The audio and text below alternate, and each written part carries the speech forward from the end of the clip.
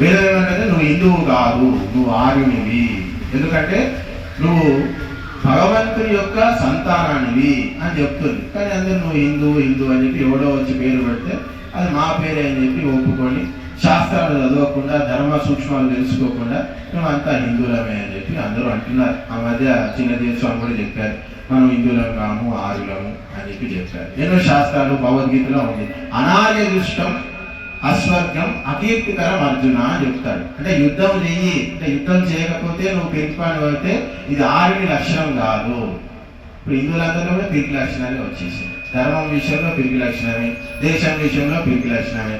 ఎక్కడ చూసినా పిరికి వాళ్ళు తయారైపోయారు. ఆ పిరికి వాళ్ళు తయారవడం వల్ల ఆత్మవిశ్వాసం లేక జీవితం అనేటువంటి జీవితమే కష్టమైపోయింది. ధర్మం గురించి ఎక్కడ ఆలోచిస్తాం? ఉన్న బతుకు ఎట్లా ముందుకు తీసుకెళ్దాం రా బాబు అని ఆలోచిస్తున్నారు. ఇక దేశము, ధర్మము, తల్లి తండ్రి ఎవరి గురించి ఆలోచించేటువంటి పరిస్థితి ఈరోజు హిందువుల కుటుంబాలలో లేదు. దానికి ముఖ్య కారణము ఆధ్యాత్మికమైనటువంటి పతనము, ధార్మికమైనటువంటి పతనం వల్లనే మన యొక్క సంతానం కావచ్చు, మన కుటుంబాలు కావచ్చు, అవన్నీ కూడా ఈరోజు ఈ విధంగా తయారైపోయి. కాబట్టి మనము ఆత్మ చైతన్యాన్ని పొందాలనుకున్నాం, ధార్మికమైనటువంటి చైతన్యాన్ని పొందాలనుకుంటే మన జీవితంలో ఏ విధమైనటువంటి అభావం కానీ, అజ్ఞానం కానీ, అంధకారం కానీ, మూర్ఖత్వం కానీ, అవివేకం కానీ ఇవేవి కూడా ఉండకుండా మా జీవితం అనేటువంటిది ఆనందంగా ముందుకు సాగిపోవాలి.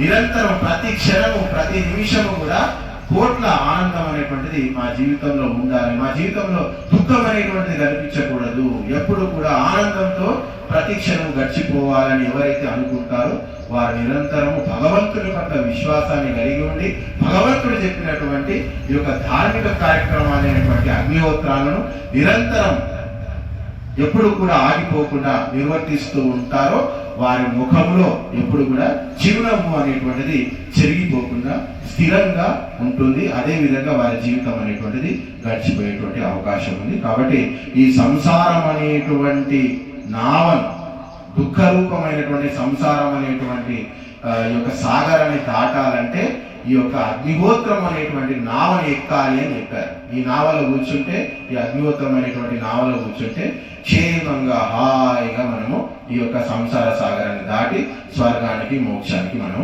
చేరుకోవచ్చు అని చెప్పారు. పొద్దున్న లేస్తే రామునికి పట్టాభిషేకం. కానీ ఏం లాభం?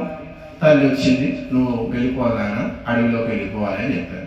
రాముని ముఖం మీద చిరునవ్వు చెరగలేదు. ఆ యొక్క భృకుటి ఇంత కూడా అదరలేదంట. ఏంది ఇట్లా మాట్లాడుతుంది, ఏంది పొద్దున్నే చేసి నాకు పట్టాభిషేకం చేస్తారనుకున్నాను చెప్పి ఏ మాత్రం కూడా విచలితం కాలేదంట. చెప్పింది చెప్పినట్టుగా ఏదో పాత బట్టలు వేసుకుంటే నార వస్త్రాలు వేసుకొని అడవికి వెళ్ళిపోయారు. ఎక్కడ కూడా ఆయనకు ఏ విధమైనటువంటి ఇబ్బంది కలగలేదు. కలిగినటువంటి ఇబ్బందులన్నిటినీ కూడా సముద్రాన్ని దాటి అధిగమించి అన్ని పనుల్లో కూడా విజయం సాధించారు. కాబట్టి ధార్మికమైనటువంటి జీవితం గడిపినటువంటి వ్యక్తికి కష్టాలు రావంటే వస్తాయి ఖచ్చితంగా. ఎట్లా వస్తాయంటే రాముడే చెప్తాడు, ఎందుకు నీ సీతను అపహరించారంటే నేను ఖచ్చితంగా పూర్వజన్మలో ఏదో ఒక పాపం చేసి ఉంటాను, అందుకే నా సీతను ఆ యొక్క రావణుడు అపహరించుకుపోయాడు అని చెప్పి రాముడే అంటాడు. కాబట్టి ధర్మాధర్మాలు, అధర్మము, అన్యాయం ఇవన్నీ కూడా మనం ఏ జన్మలో చేసినా ఎప్పుడు చేసినా అవి మన జీవితాంతం వెంటబడి ఉంటాయి. ఖచ్చితంగా వాటి ఫలితం అనేటువంటిది మనము అనుభవించవలసి ఉంటుంది. అది మహాత్ములకే తప్పలేదు. మనం ఎంతటి వారు? రాముడు కృష్ణుడు అంతటి వారికే తప్పలేదు. కృష్ణుడే యుద్ధాన్ని ఆపలేకపోయాడు, రాముడు కూడా యుద్ధాన్ని ఆపలేకపోయాడు. కాబట్టి మనం ఎంతటి వారం? కాబట్టి మనమంతా కూడా ఈ యొక్క ధర్మ సూక్ష్మాలు తెలుసుకొని మనిషి జీవితానికి అవసరమైనటువంటి కర్తవ్యాలు ఏమిటో దాన్ని స్పృహణ పెట్టుకొని నిరంతరము ఆ యొక్క మానవోచితమైనటువంటి కర్మలు అని చెప్పారు. మానవోచితమైనటువంటి కర్మలు అంటే యజ్ఞము, యాగము, దానము, ధర్మము. ఇవి మనుష్య జన్మ ఎత్తినందుకు మనం ఖచ్చితంగా ఆచరించవలసినటువంటి కనీసమైనటువంటి కర్మలు అని చెప్పారు.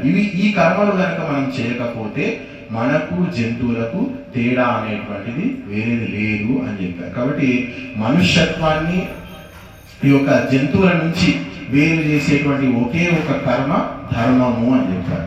ఎవరిలో ధర్మము ఉండదో వానికి జంతువులకు తేడా అనేటువంటిది లేనే లేదు, రెండు కూడా సమానమే అని చెప్పారు. కాబట్టి మన జీవితాన్ని సార్థకం చేసుకోవాలన్నా, మనకు మంచి సద్గతులు కలగాలన్నా, మనకు స్వర్గము మోక్షము ప్రాప్తించాలన్నా మన ముందు ఉన్నటువంటి ఒకే ఒక మార్గము ఈ యొక్క అగ్నిహోత్రం. నిరంతరం ఈ అగ్నిహోత్రం చేద్దాం, మన జీవితాన్ని బాగుపరచుకోవడానికి ప్రయత్నం చేద్దాం.